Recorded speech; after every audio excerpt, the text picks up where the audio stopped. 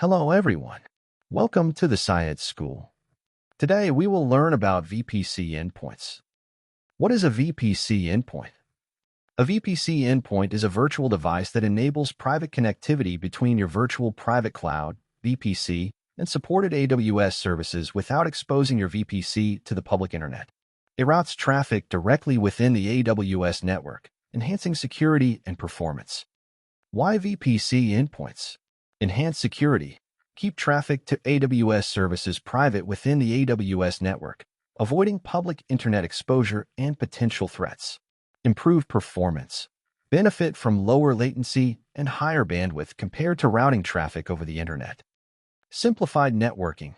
Eliminate the need for internet gateways, NAT devices, and complex routing rules for accessing supported services. Granular access control.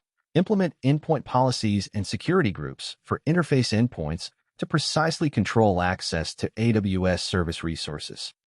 Is it possible to access AWS services without using VPC endpoints?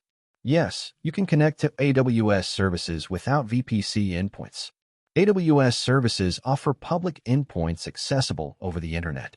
VPC instances need internet access via Internet Gateway or NAT Gateway to reach these public endpoints. Types of VPC endpoints. There are two main types of VPC endpoints in AWS. Interface endpoints. Gateway endpoints.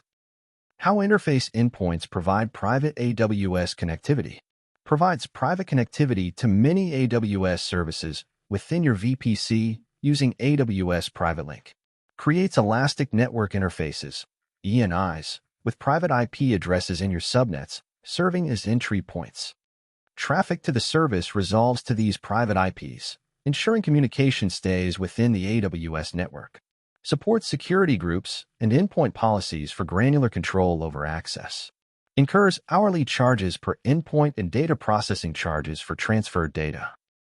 How gateway endpoints provide private AWS connectivity. Route table integration. Gateway endpoints function by adding specific routes to your VPC route tables. Prefix list routing.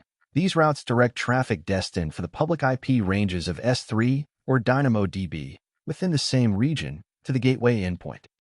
Direct traffic flow. When instances and associated subnets access S3 or DynamoDB, traffic is routed to the gateway endpoint instead of the internet.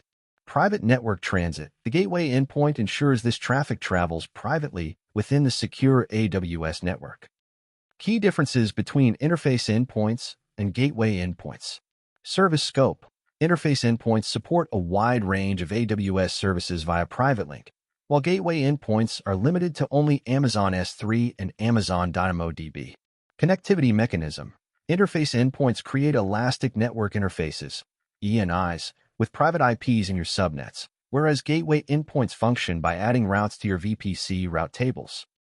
Cost structure. Interface endpoints incur hourly charges per availability zone and data processing fees, while gateway endpoints are free to use. Security control.